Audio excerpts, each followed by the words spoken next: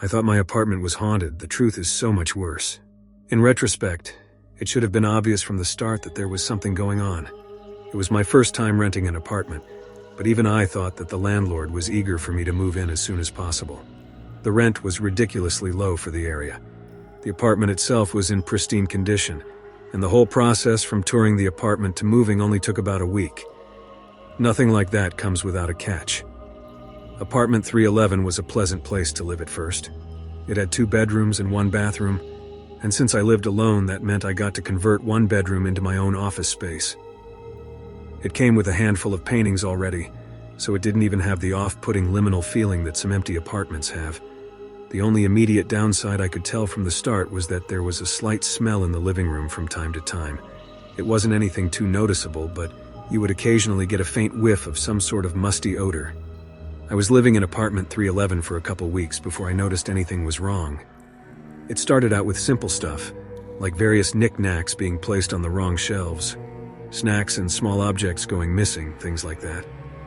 Once or twice I found the fridge left open. These things would only happen when I was asleep, and it made me feel like I was going crazy. There was no way anyone could be breaking into my apartment just to steal some useless crap and move around some collectibles. The door was locked whenever I went to bed, and even if someone hypothetically had the key, I always made sure to bolt the door as well. I considered getting some security cameras set up, but I balked at the price when I looked into that possibility. Though the apartment was admittedly cheap, between rent and utilities, I still couldn't afford to set up an entire security system. I tried to put it out of my mind, assuming that maybe I was just sleepwalking, or getting up for a midnight snack and forgetting by the next morning. I'd never been an easy sleeper. I was often prone to night terrors and other disturbances, which had only gotten worse now that I was in an unfamiliar environment.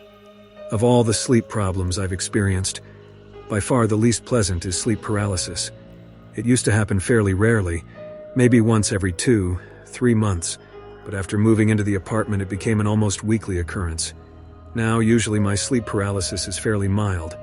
I find myself unable to move, eyes open, and I find it difficult to breathe. Sometimes I feel like there is a presence in the room with me, but before I moved I had never experienced any form of hallucinations, visual or otherwise. I'd never seen a ghost, monster, hag, or any other sort of entity while I was paralyzed. It was only ever a sense of dread and total paralysis of the body. That changed about the same time I noticed the missing food and misplaced objects. As usual, it felt like I had woken up, but couldn't move a single muscle. It was hard to breathe, and I had this awful feeling like I wasn't alone. I tried to calm myself down, to remind myself that I had been through this before, and it always wound up okay, but something felt different. It was then that I noticed the door to my bedroom slowly opening, inch by inch. I could hear the creak of the hinges as it swung inward. Someone or something was coming into my room. He peeked his head around first, dull eyes reflecting the faint glow of moonlight from my bedroom window. He was bald, with pale, flaky skin. I wanted to scream when I saw his expression, but I was still a prisoner of my own body. The man had a forced, rictus grin on his face, chipped yellow teeth clenched tightly together, grinding against one another. I watched in horror as the rest of the man's body slowly passed into the room, tiptoeing as if he were creeping up behind someone in a cartoon. The man was utterly emaciated, almost skeletal in appearance, and covered in sores and pockmarks. He was stark naked and smeared in dirt and filth. I could do nothing but watch as he slowly inched ever closer towards me, until I could feel his hot breath upon my face. It smelled like the musty odor I sometimes detected in the living room. Not once did I see his expression change. He didn't even blink as he stared at me, and I could feel hatred radiating off of him like heat from a furnace. He just stood there, looking at me for what felt like hours. Eventually, he turned around and slowly sneaked back out of the room, gently shutting the door behind him. A few minutes later, I started to be able to move again, the paralysis wearing off as my body started to wake up properly. I had to call in sick to my job that day. The experience was such a shock to me that there was no way in hell I'd be able to get any work done. I spent a good hour just checking every room to make sure I was entirely alone. I searched in the closet, underneath the sinks, in my office, anywhere I thought someone could be hiding. When I found nothing, I managed to convince myself it was all a hallucination, that I was safe. Things continued about the same for a while after that. Objects still went missing from time to time. The smell in the living room stayed just as musty as it ever was, and about every week or so, I'd have another sleep paralysis incident. Of course, now every time I did experience sleep paralysis, I'd have to see my unwanted visitor again. I named him Jimmy, to try and reduce the terror a little bit.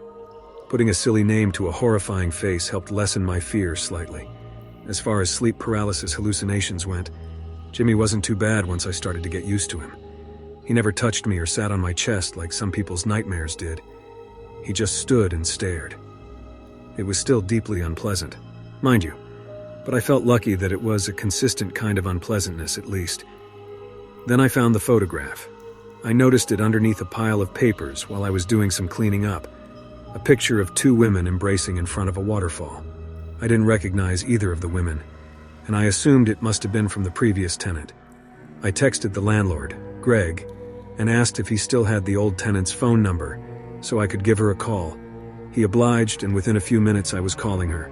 She picked up after a couple rings, sounding slightly exasperated. "Hello, this is Rebecca. Who is this?" "Hi, my name is Flora. I'm the current tenant of apartment 311. I think that you may have left a photograph behind when you moved. I was wondering if you'd want to pick it up or I could mail it to you or something." There was a long pause on the other end of the phone. "Hello?" I asked. "You need to get out that apartment. You're not safe." I honestly didn't have any response but to laugh. "Is this some kind of joke?" I asked her between chuckles. I heard her sigh with frustration. "It's not a joke. I'm serious. Things have been going missing, right?" That got my attention. "How do you know that?" "It happened to me too. My girlfriend and I kept noticing things being moved or disappearing while we were asleep. Little things mostly, snacks, trinkets, nothing major. Now, I never saw this, but my girlfriend swears one time when she got up in the middle of the night to get a glass of water, she saw this naked man just staring at her. He was covered in sores and looked more like a corpse than a person. She woke me up and we called the police, of course, but they didn't find anything. I think..." Rebecca paused for a moment, choosing her words. What is it?" I asked, increasingly panicked. I began to worry that Jimmy was more than just a simple hallucination. "I think 311 is haunted. We asked around to some of the other residents, and apparently the last guy to live there just disappeared. Our best guess is that he must have died and his spirit just never left. My girlfriend is into some occult stuff, so she tried a cleansing ritual or something like that, but it didn't work. Things kept disappearing, and eventually we just decided to move." I hung up the phone. It was rude, sure, but I was just so shocked that I didn't know what to do. At the very least, I began to understand why I got this apartment for so cheap. I found myself just sitting on the couch for a while, occasionally getting a whiff of the musty smell. I stared blankly at a painting on the wall, one of the ones which was already there when I first moved in. It depicted a woman in a white dress sitting underneath a tree reading a book. I couldn't tell what was making me so focused on it. It seemed utterly unrelated to what was happening. Eventually, I snapped out of it and went into my office to do some research. After a little bit of digging, I found out some information regarding the tenant who lived here before Rebecca, the one who disappeared. Apparently, one of his co-workers put out a missing persons report 6 months ago. His name was Michael Hansen, and I gasped when I saw a photograph of him. He looked exactly like Jimmy, albeit not so emaciated and filthy. I hastily packed some of my things and made arrangements to stay at a friend's house for a couple nights, telling them that my apartment had a roach problem and the landlord needed to fumigate it. I called into work and gave them some sob story about an uncle dying, enough to get time off for a few days. With no more distractions from the ghost of Michael Hansen, I slept soundly on my friend's couch, unbothered by any sleep paralysis. The next 2 days were spent researching. I checked out dozens of books on folklore and the occult from the local library, scoured paranormal internet forums, and even watched a few episodes of some cheesy ghost-hunting TV show. I was determined to figure out a way to put the spirit of Michael Hansen to rest. The stories were all wildly different, with countless potential solutions to my problem. Some sources said salt was a surefire way to banish spirits, others said iron was a good ghost repellent, but most simply said I should give up and move. However, one myth piqued my interest. According to some beliefs, the spirits of the unquiet dead could be tied to objects from their life, binding them to the place where the object resided. If the object which their soul was bound to was destroyed, it freed their spirit, and they could move on to the afterlife. I remembered the paintings. I had assumed that they were put there by the landlord, but it was just as possible that they were left behind by Michael. I arrived back to the apartment, determined to grab the paintings and burn them, laying Michael Hansen's soul to rest once and for all. I felt like some sort of hero, a badass monster hunter who saved the day with her intuition and a little bit of book smarts. One by one, I pulled the paintings off the walls, putting them in a cardboard box. I made a mental note to buy some lighter fluid on the way to the empty lot where I planned to burn them. I approached the final painting, the one which showed a woman in a white dress beneath a tree. I pulled it off the wall and recoiled as the musty smell increased in intensity. Staring in confusion, I saw a small rectangular hole where the painting used to be, about 4 feet off the ground and 2 feet by 2 feet in length and width. I shuddered in fear, remembering that Michael's body was never found. Perhaps he was murdered, his corpse hidden in the walls by some unknown assailant. I nervously flicked on my flashlight, peered within the hole and screamed. I ran out of apartment 311 as fast as I could before calling the police, sobbing with terror. I had been prepared to find a body, maybe cut up into little pieces and wrapped in duct tape. I was ready for death and decay and rot. There is something fascinating about ghosts, something somehow romantic about the notion that part of someone could live on even after death.